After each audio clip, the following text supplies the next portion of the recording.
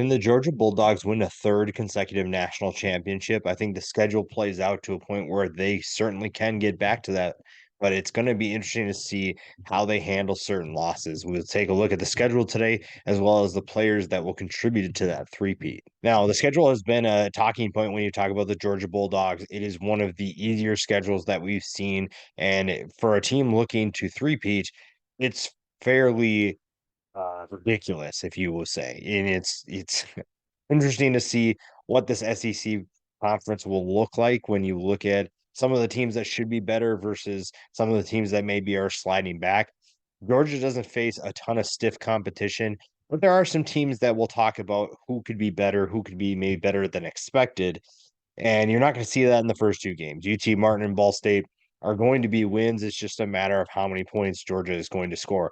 South Carolina is a team that is hot towards the end of the year, but then again, we saw that 2 years ago as well, and that didn't really translate to the beginning of the year. So, what does South Carolina look like? They couldn't handle Georgia last year. I don't think that changes this year. UAB, another team that's not being able to handle Georgia. Auburn could be a better team. I think Hugh Freeze is going to get that offense playing way better than it was last year, but I don't know if this is a complete team. Actually, I know this is not going to be a complete enough team to pull off an upset. It is on the road for Georgia, so that makes it a little bit more difficult, but I don't think that Auburn is going to be that team. Kentucky, same thing.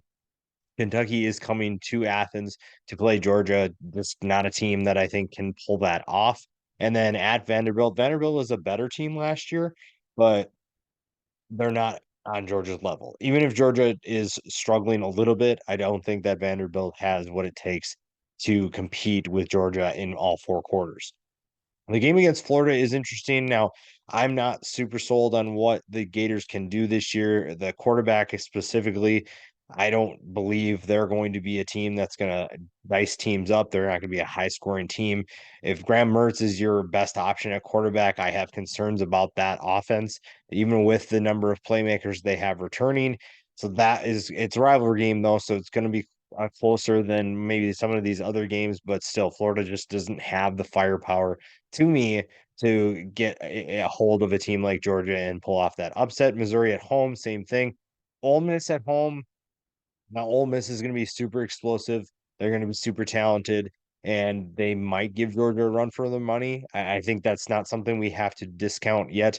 Ole Miss is very up and down. Now, when they play against teams like the Georgias and the Alabamas, maybe not having the best performances. So that's something that's going to be something you keep an eye on. But again, Ole Miss is the team that's talented enough to beat Georgia. It's just a matter of do they have a complete enough team. At Tennessee is the most interesting game to me on the schedule, simply because if Tennessee is playing really, really well, now with their schedule, maybe that's not likely, but we will see. If they're playing really, really well, maybe if they're undefeated to this point, that's a very dangerous Tennessee team that could pull off an upset at home. And you saw what happened to Alabama last year when they traveled to Tennessee. That is a team that is very dangerous, especially if the offense is scoring a ton of points. If the defense can be opportunistic, I think this is a team that Georgia really keeps an eye on. And again, it really depends on what Tennessee is doing at this point in the season. If they are playing really well, this is a very dangerous game. At Georgia Tech to end it isn't really that concerning. So there's a very good chance that Georgia is undefeated at the end of the season. Now they have to play probably either LSU or Alabama. Maybe Ole Miss is in there.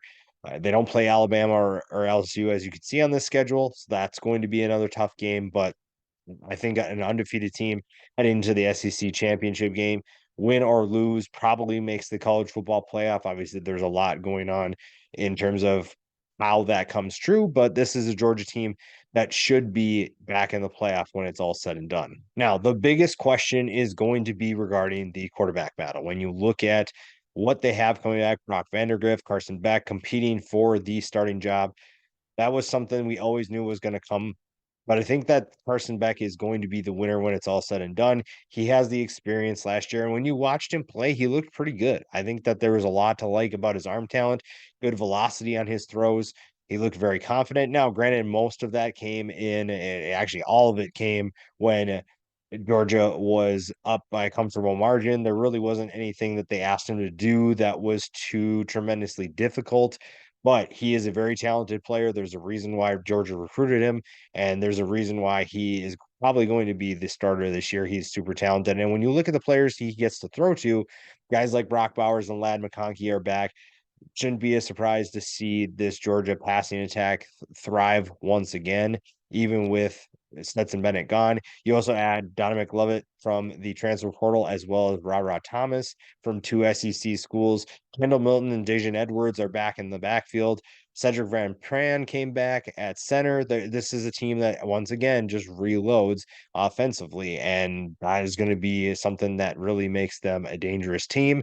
And if Beck can figure things out and find ways to make this offense even more explosive, that's going to be terrifying for everybody in the SEC. Then you flip over to the defensive side of the ball, a team that, once again, despite losing multiple NFL draft picks, is going to be one of the best defenses in college football, if not the best. It's Mail Monday, Javon Dumas Johnson, two of the best linebackers in college football, one of the best tandems, maybe the best tandem in college football. I really like what we saw from them in the last few games for Georgia. I think that they are going to be stars for this team.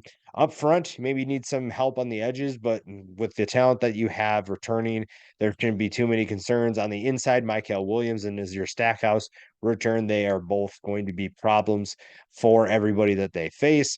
The secondary is just fine. They're even with the loss of Keely Ringo and Christopher Smith, you get a loaded secondary. You look at Javon Bullard, had a phenomenal college football playoff.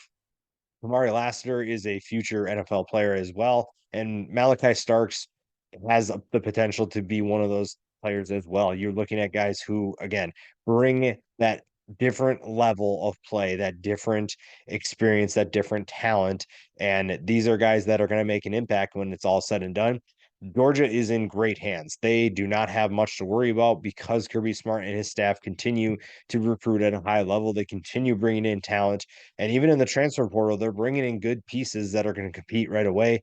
This is a group that, with the schedule and the talent they have returning, there's only a couple of games that really worry me, especially with the experience this group has.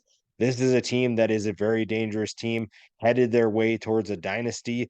And if they're able to threepeat, there's going to be some serious talk about one of the greatest dynasties maybe ever if this continues. Kirby Smart has a lot to say in terms of his production and his winning, and you're looking at a program that is on the right track, back where they want to be, and a very dangerous program. Georgia, honestly, it's going to be tough to see them lose.